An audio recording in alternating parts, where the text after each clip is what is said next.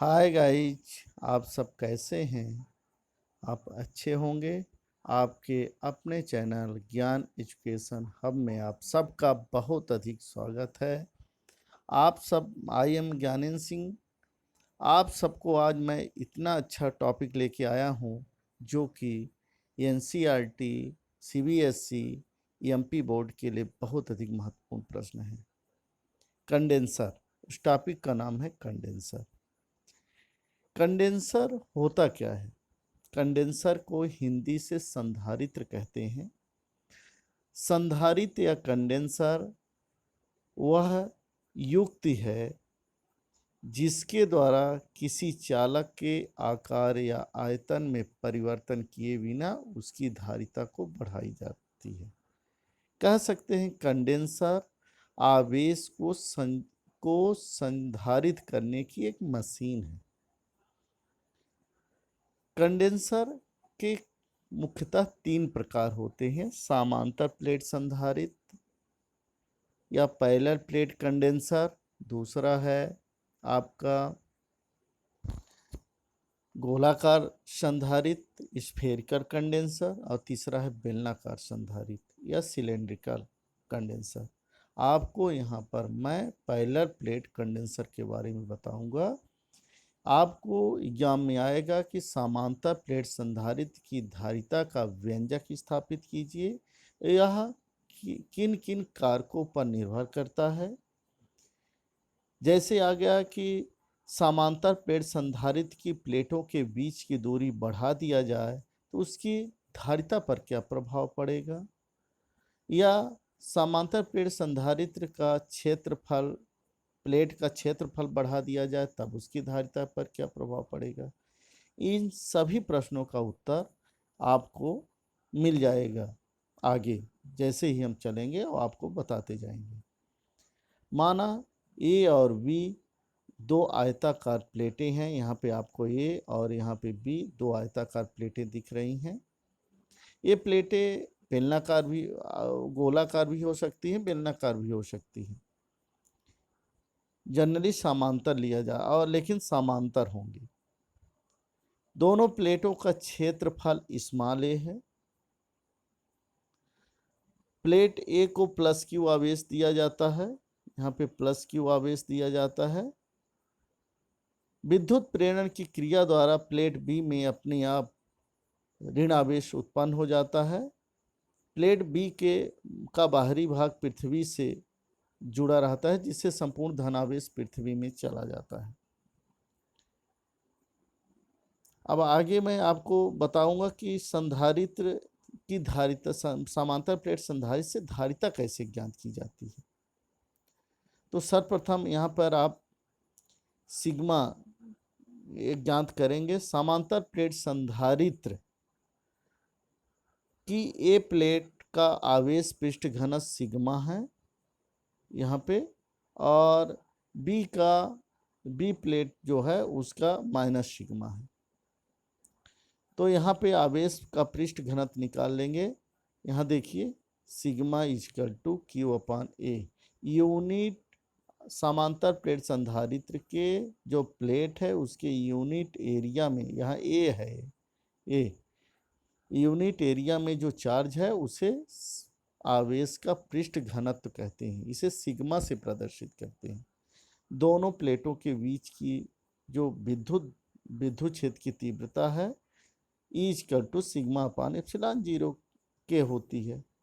अब हम यहाँ पे क्या करेंगे कि यहाँ पे सिग्मा की वैल्यू क्यू अपान ए रख देंगे तो हमारा फार्मूला ए बन जाएगा।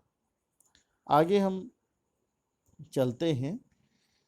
उसके पश्चात हम फिर दोनों प्लेटों के बीच विभवांतर निकालेंगे। दोनों प्लेटों के बीच विभवांतर का फार्मूला है V equal to E into D. E दोनों प्लेटों के बीच की विद्युत क्षेत्र की तीव्रता है और डी जो है दोनों प्लेटों के बीच की दूरी है।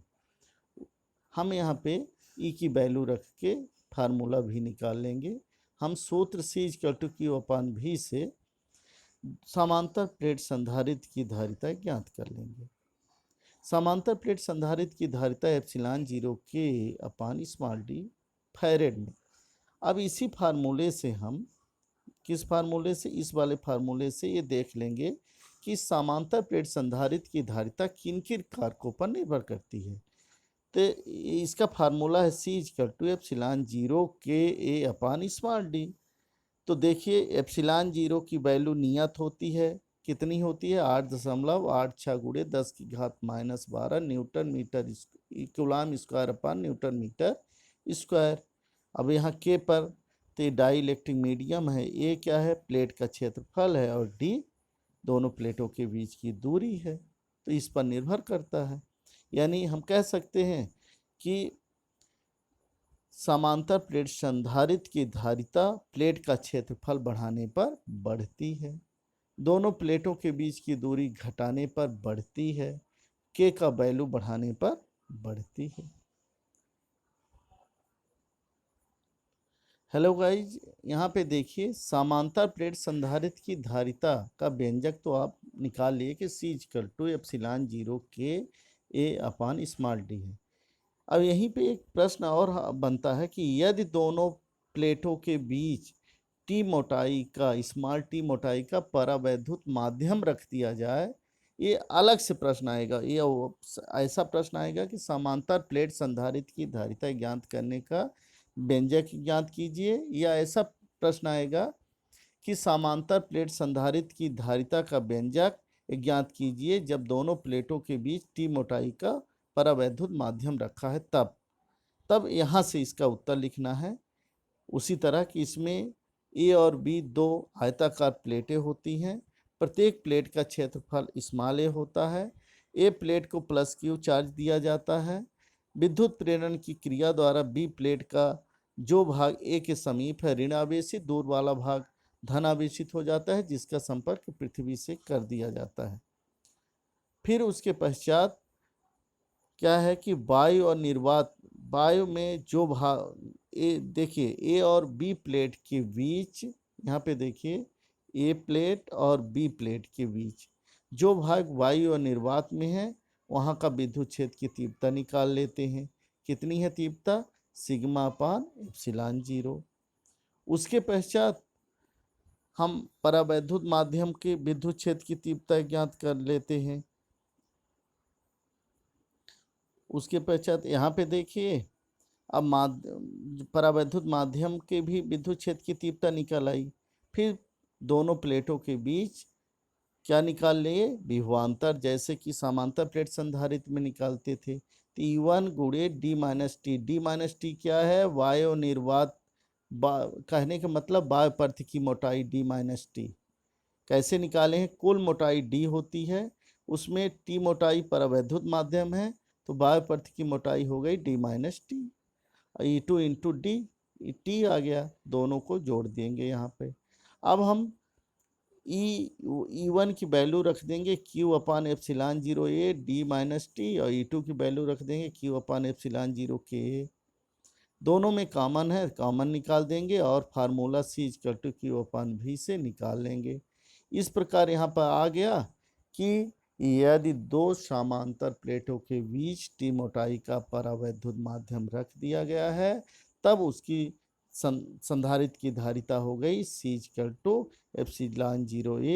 A/d-t 1 माइनस, यहाँ पे देखिए 1 माइनस ε0 A d-t 1 - 1/k।